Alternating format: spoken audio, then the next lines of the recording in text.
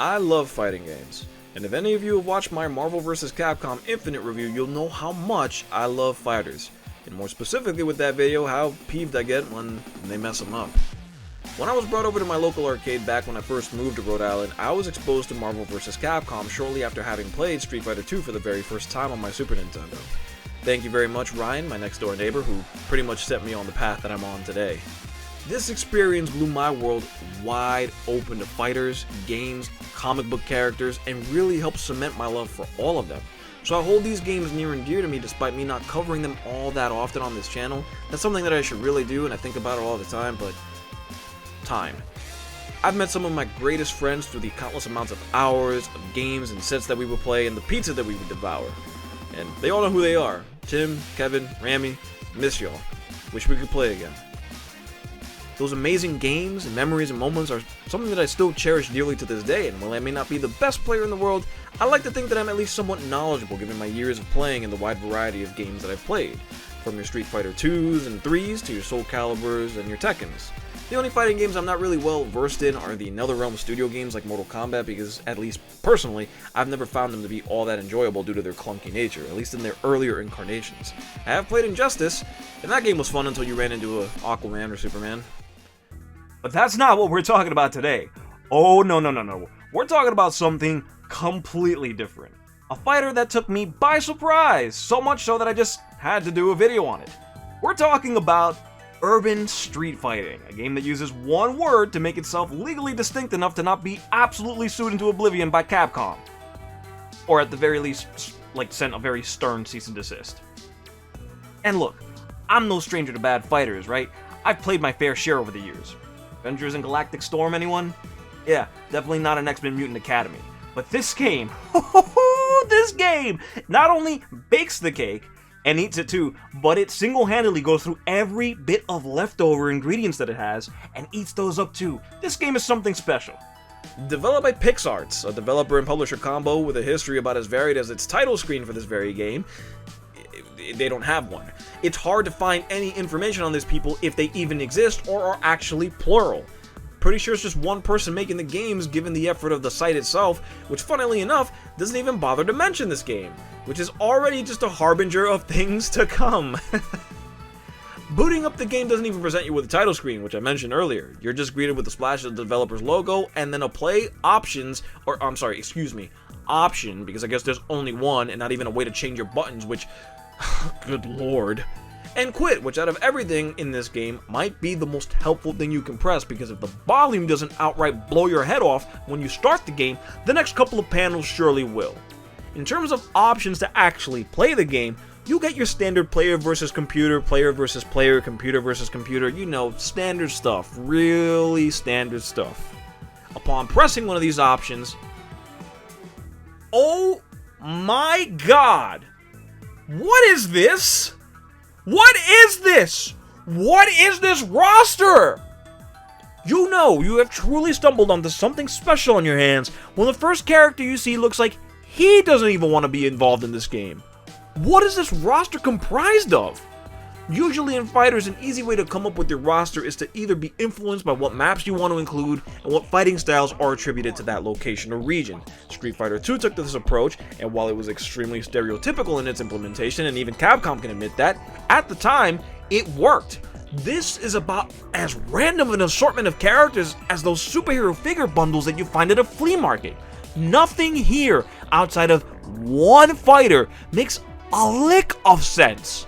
Generally speaking, every fighter has to have their set of characters, right? You know what I mean.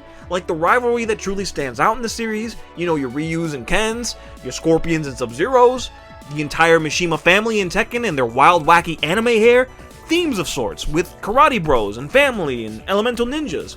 Urban Street Fighter has Mike and Soccer Boy. Other members of the roster include Mechanambot, Susan with a Z, okay, cool. Ethan, what? Driver, what? Boxer? That one makes sense. And Robot Kyle, which, whew. Well, you can never really truly judge a book by its cover, or roster in this case. So let's see if gameplay-wise Urban Street Fighter holds its own. Oh my god! If plagiarism were a video game, it'd be Urban Street Fighter! From the poses, to the attacks, to the actual combo chains, these are lifted straight from Street Fighter. So much so that the character models are actually broken, trying to retrofit animations that don't belong to them. Look at Mike's shoulders! I've guessed they deformed under the weight of all that theft! And for a game called Urban Street Fighter, there sure does seem to be a lot of, I don't know, industrial looks to this game. 5 stages in total, all of which are horrendously dull and hilariously scaled. What is going on with these backgrounds? Every character looks like Godzilla in the background because they couldn't be bothered to properly scale the stages. This is a whole new level of what the fuck. On top of that, Stage 4 has probably the biggest cardinal sin you could ever make in a fighter. Steering too far to the left side of the map blinds both players because a spool of wire in the foreground obscures everything. How is this game reaching this level of incompetence? There are 30 years of fighters that have pretty much gone through this. How are you this bad? Okay. Let's calm down. Let's take a breath. With 8 fighters in total on the roster, you would think at the very least, if nothing else, that the game would be varied with those 8 fighters and their unique fighting styles. And you know what? It kinda is. You know, if you spell varied like this.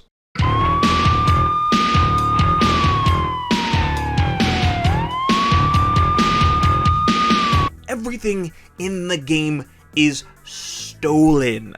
Like, not even remixed a certain way to make itself different, like pretty much every other fighter post Street Fighter 2, you know, like they all have fireballs and stuff, but they're cool, unique fireballs. No, not in this game. Everything is just stolen, like legitimately stolen. Obviously, we know Mike is just a straight up copy of Ryu. Hell, he even has the same low medium kick into fireball chain that's been prevalent in every Street Fighter post Street Fighter 2. But Soccer Boy and Susan with a Z are both just Chun-Li. They're just Chun-Li. They have nothing different from one another except their skins, and that's insane to me. But I guess a roster of only 3 fighters wouldn't be nearly as compelling as a roster of 8, and notice how I said 3, because even though there are 8 fighters, there's only 3 fighting styles altogether in this game, and I'll give you one guess as to what the last fighting style is. It's Wing Chun? We have a boxer in the game and his fighting style is Wing Chun? And he calls assists with Mechanic Bot and has long Dragon's Kicks from Tekken. What is this? What is this?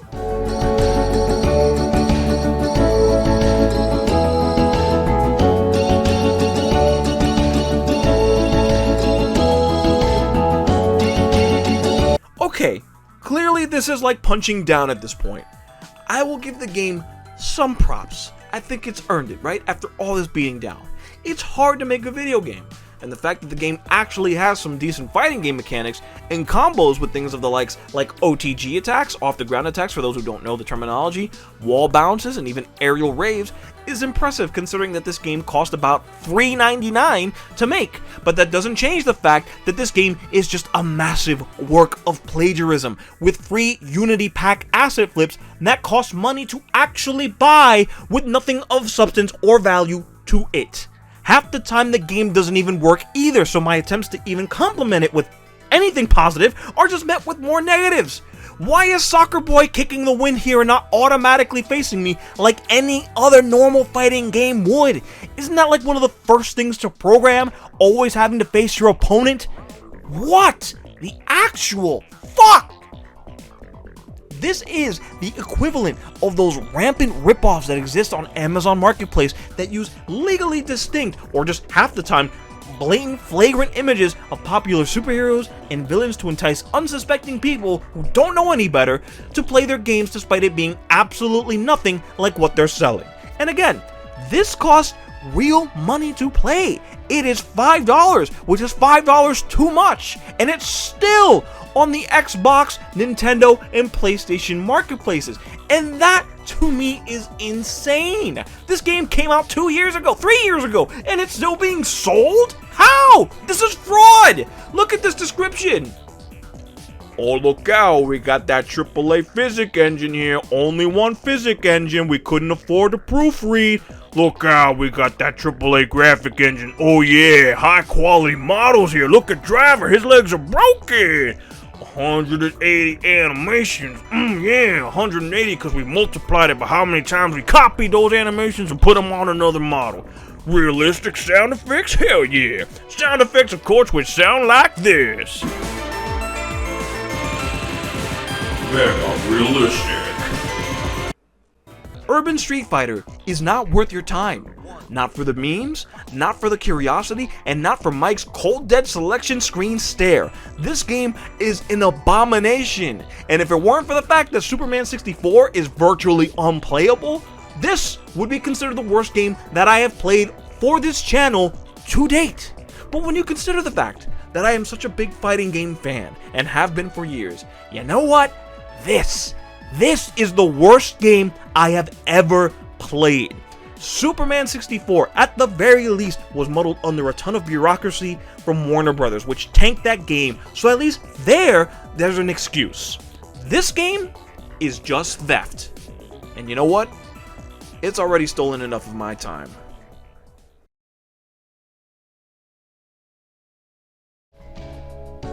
Hey, you made it to the end of the video.